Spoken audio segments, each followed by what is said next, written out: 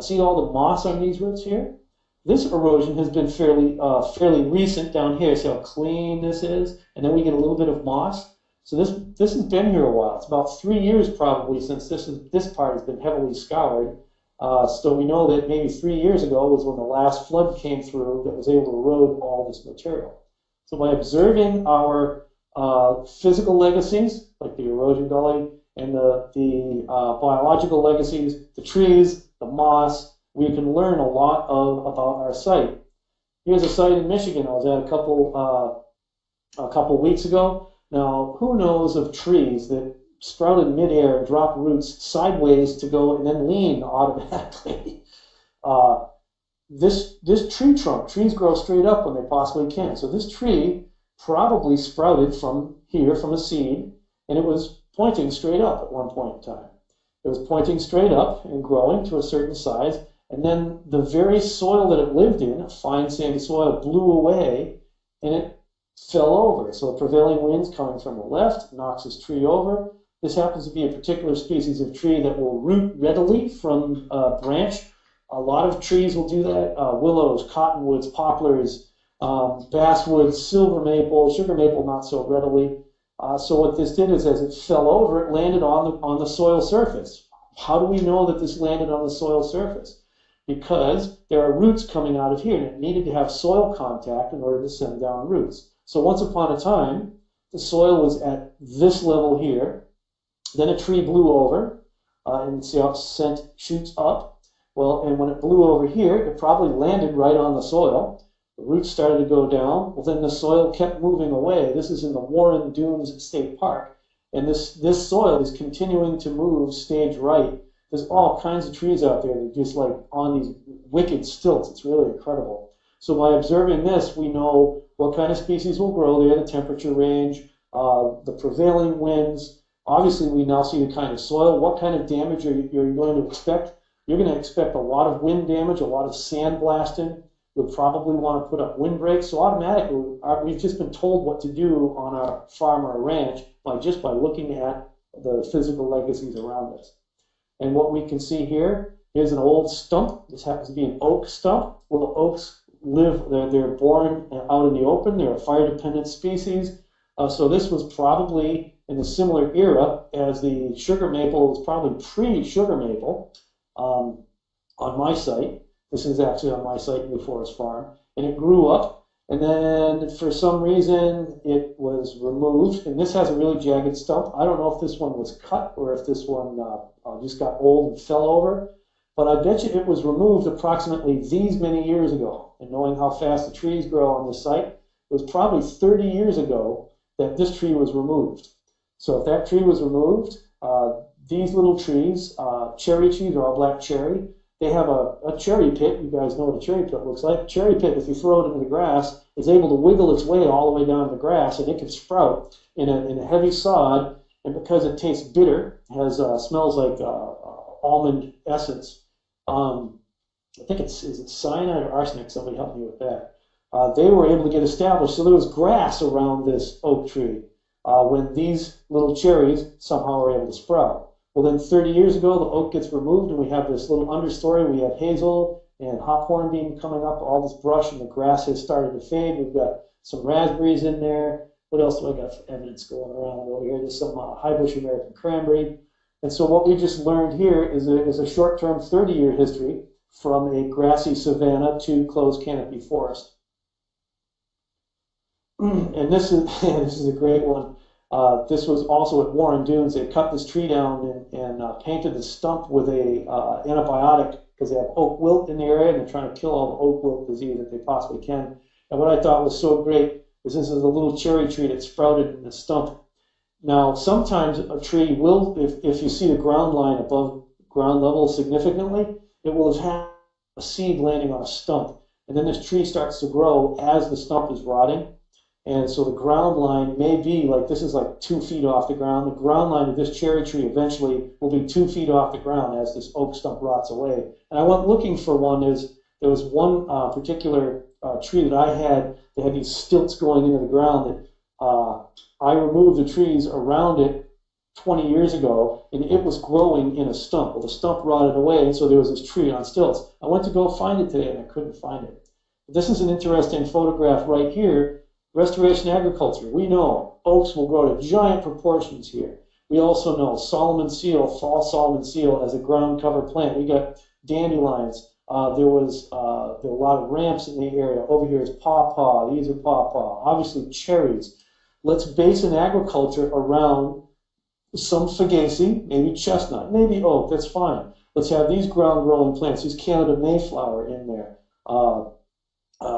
What are these? These are probably not raspberries, but there were raspberries in the area. We got pawpaws. Let's design an agricultural system based on these species, and we know that these ones will survive, and we know that they'll do quite well without too much care.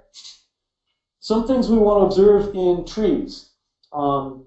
This happens to be a red oak, and if you can imagine a tree growing as fast as it possibly can, that bark is just getting stretched thin. This is an extremely fast-growing red oak tree. You can see how wide my wife is here, and then you see how wide this tree is, and how smooth the bark is. This is indicator that either this soil is phenomenally rich soil. This tree just grew like crazy. There's maybe more water available to it while still being well drained, and it's also a function of the genetics of this oak tree. Obviously, this oak tree grew up in competition with others, so it reached straight up for the light. But a smoother bark like this, in most cases, there are some exceptions, means that that tree was growing so fast that that bark was stretched thin. Whereas typically other trees in the area that had the same diameter have this real coarse bark. So if we look at this tree here and that tree there, they're the same diameter, but this one is younger than that one there. So when we make a management decision in here, we may want to, save seed genetics from this one because of its speed of growth. We may want to save seed from this one for whatever reasons. Maybe it makes a finer quality wood longer term because it is growing slower. Maybe we want to cut these down and grow our garden there because it's richer soil. We'll do some poking around. But we just observed something here that for some reason this tree and this site, only 100 yards from this one, growing much faster. These were all clues. Back to our little fire scar here. One of the a real significant factor, of course, we've talked quite a bit about, and we're going to talk a little bit more about it tonight, is fire. It is the major disturbance in ecosystems around the world. And what can be learned about fire, you look at this right here, 1612 to 1915. You have a record on one side of the tree. Why always on one side of the tree? Well, maybe the fires are all coming from this direction. There's a prevailing wind. This has got to tell us there's going to be some hot and some dry. There's some way to ignite it. Is it lightning? Whatever. So we have a record in this burned bark all along the way from 1659 all the way up to 1915 when this was cut. This redwood tree here, if these are 2,000-year-old redwood trees, look at the fire record we have in here. We could go back and have an exact, exactly how many years apart on average. Look at this, to-doom. That was a little sooner, pretty fiery. Maybe this meant it was a drought. If the rings are closer together and we have more fire scars, maybe that was drought. So a lot of the fire history can be learned from fire scars, and deal a little bit with some fire adaptations, because if we go to a site, we've been suppressing fire for the most part in North America earnest, but the species that we grow are fire adaptive. They can survive and thrive in fire regimes, and what it'll tell you how to interact with this site. They've got a couple different strategies. They avoid damage, they recover fast, they colonize fast, or some of them actually intentionally, help to light the place on fire. They're fire promoting, and we want to understand how these operate, because this will tell us what kind of trees we want to grow, what kind of disturbance we can expect, and how do we interact with these species? How do we interact as human beings with fire-adapted species? some adaptations. A thick fire-resistant bark. The fire goes through and burns it, and it survives. Trees that don't have this, or other ground plants that don't have that, will all burn off, and we have these trees persisting. So they're resisting damage by fire. Some other ones will have that fire-resistant bark, and underneath they've got these little dormant buds that then sprout into the new branches, so a fire can go through. The top might even be a crown fire. The whole thing burns off, and these little sprouts protected by the bark can take off. This is from pond pine, which is Pinus serratina, I think it is. It's mostly a southeastern into Louisiana kind of tree.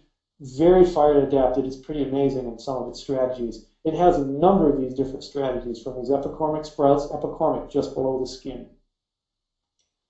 It also has these buried buds. So many times you get seedlings from a nursery. It's like, oh man, something happened at Crooked. You know, I don't know, something happened during planting. That's just what they do.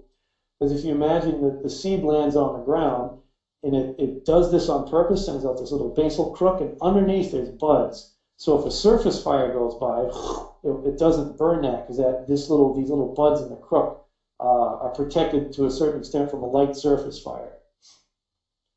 The grass stage, those of you in longleaf pine territory, are very familiar with this. Once again, like I said, mostly a southeastern third of the USA. The foliage is so thin and light that as a fire goes through there, it just burns off real fast. It doesn't ever create enough fuel to have a long, hot, sustaining fire. So it's a real flash fire that goes through, just burns off the foliage, and then it will continue to grow. Longleaf pine spends a lot of time putting down a taproot. It's an amazingly deep taprooted tree, so much so that last time I worked in a longleaf pine situation, Eric, the bulldozer operator, broke the bulldozer. And the deep rooting, this is a survival strategy, because now you've got part of the tree that's protected from the heat. Soil is a very good insulator, so any buds that you have down here, like in the redwood that we saw sprouting up from the stump, if the buds were buried and the root is protected from the heat of the flame, so even if this top burns off, these little buds just get walloped with all of the stored sugars in here, and it responds really quickly afterwards. Hickories are amazing. You get hickory seedlings, sometimes they have like a 3-inch tall seedling with like 18-inch taproot.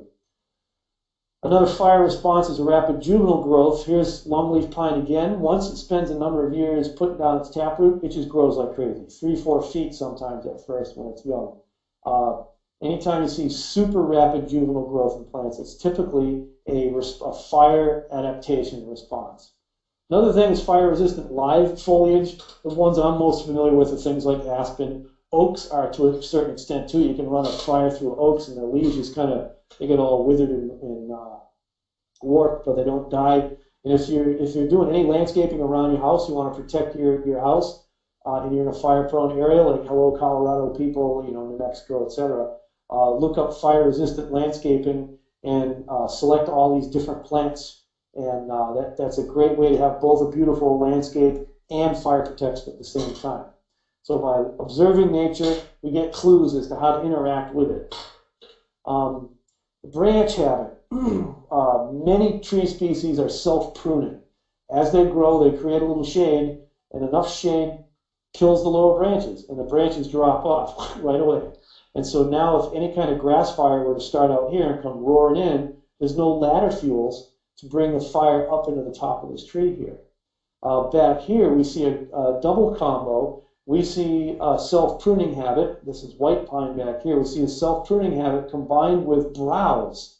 This is the browse line of the deer around here. In the wintertime, they'll hang out in this little thicket of pines, get a little shelter because there's not as much snow falling in. It's all retained in the foliage, and then they browse off the lower branches. So even livestock such as cattle or wildlife like deer can help prevent fire. These are observations you can make. So I was able to look at this and I can tell where the deer like to hang out, and I can tell that these are all fire adapted species by their habit. And so having fire adapted species where you're at, that those species wouldn't have gotten there historically unless there was fire that made the habitat suitable for them.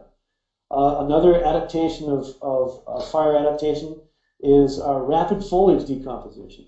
If you have lots of grasses, and especially dry grasses underneath, that's going to torch and flame. So now these guys have already dropped their branches. You're not likely to have ladder fuels climbing up. And now this foliage decomposes real quick, and the grass fire comes in, doesn't have any more fuel to burn, and the fire goes out. Aspens are the classic rapid foliage decomposition tree combined with bark that doesn't burn very well and foliage that doesn't burn very well. It's so fire resistant, it's fire adapted obviously, that firefighters, forest firefighters, I was a trained forest firefighter actually quite a few years ago.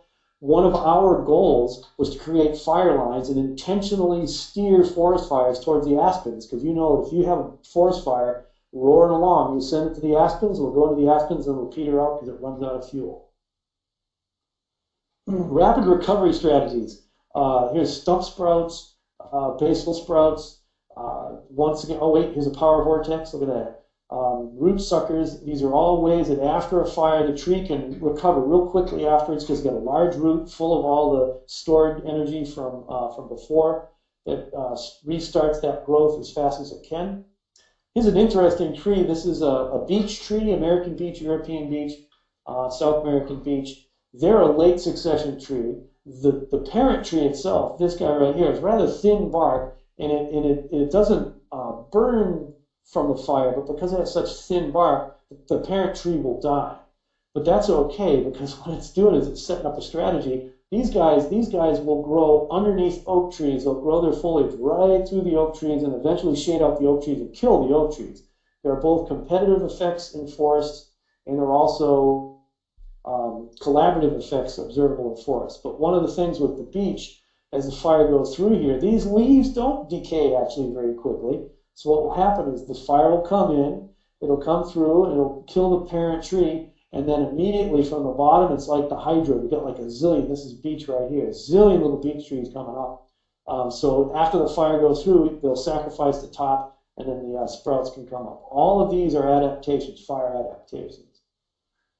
One of the things that is a fire adaptation also that's helpful for us is precociousness, early flowering and seed production. This is a 2-year-old chestnut tree with 3 birds on it. This afternoon, I was actually going around taking some of these photographs out of New Forest Farm. There's a 2-year-old chestnut that I had. It's the same year as this, a 2-year-old chestnut tree that I counted a couple days ago, 73 chestnut birds on it. I was going to go take a picture of it, and Wayne and Jeffrey called and I got distracted, so I never took a picture of it. Another fire adaptation is light wind-borne seeds, many of the pines. These are birches over here. Fire goes through, and all these little seeds blow in over a newly prepared site. The ground has been prepared, perhaps some mineral soil is exposed. And you know what I'm thinking of doing? I'm about 2/3 of the way through, but we're at 7:30. Let me go one more slide here. Yeah, because this is kind of important. Is serotinous cones. A plant that holds the cones. Jack pine is a classic. Lodgepole pines are also classic. Those pine cones are sealed up tight. Pond pine is even more extreme. Not only is it sealed up tight, that seed won't sprout until the temperature goes up to like 250 degrees. Then it all of a sudden says, oh, okay, the next rain and conditions and all that kind of stuff, I'll sprout again. If you have a place where you have these cones like this, you know that this is a site where these plants not only can survive fire, they need fire. They want fire. If you have a lodgepole pine site or a jack pine site, you know fire is coming. Prepare. All right, questions? Any questions? Yeah, we do have some. By the way, I said you're going to put your campfire speak, Sean. It's gotten like dark. You look like you're at a campfire for about the last 15 minutes, Mark. It's we can see it's gotten dark in the room. I haven't turned on the lights. A couple of questions. That one of them Sam Palmer had from last week, and it is that so it's a water management question. He has a laser level available. Should I use it instead of an A-frame when laying out my property? Oh, absolutely. It's way more accurate than an A-frame. Most laser levels are accurate within 2 inches over 800 feet. So if you go 800 in one direction, 800 in the other direction, is 1,500 feet of, within an inch up or an inch down. That's right on. That's as accurate as any GPS you can get. Way more accurate than an A-frame, and it's faster because you can set it up once and you can just run almost across the whole entire farm. We do a laser level at night in the fog. What a trip! Yeah. Well, Sam has another one. He said, I also wanted to share, my farm is dominated by a hemlock, beech, oak, pine forest, which the New Hampshire Division of Forests describes as indicative of a forest recovering from agriculture. Excited to be a part of the new ag paradigm, which land does not have to recover from. It's just a comment. That's a great comment. There were a type of agriculture that you don't have to recover from. But I got a question on those hemlocks, because if you got hemlocks, that's late successional, and it's possible that it could have been 1,500, 1,600 years since the last agriculture. How big are the hemlocks, Sam, if he's still there? He is. So let's see if he puts back a note here. Anybody else that has questions, throw them in here, everybody. You guys have been awesome again. And Mark was great, as always. So 8 inches at most, Sam says. Okay. Yeah, so most of New Hampshire, 80-90% of New Hampshire was agriculture back in the early 1800s. And so that would give you enough time. So that's actually, the oak is indicative of, it would have come in, you'd have like the pine coming in after the ag was abandoned in New Hampshire, and your oaks would be in there because they need the full sun. The pines are fire tolerant, which settlers had fires going all.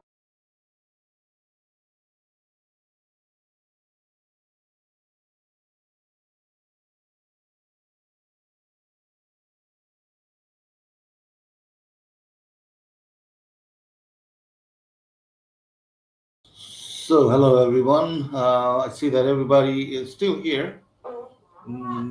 Hope you enjoyed this. So, we'll be back again next week.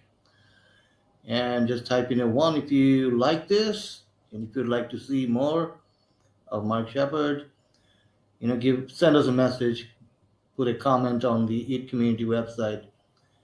I know that most of you who are here are regulars, and just let us know what you would like to see, and then we'll do that. So, everybody, have a great rest of your day, and we'll see you tomorrow on another one of our webinars replays. So, until then, have a great rest of your day, and see you tomorrow. Bye bye.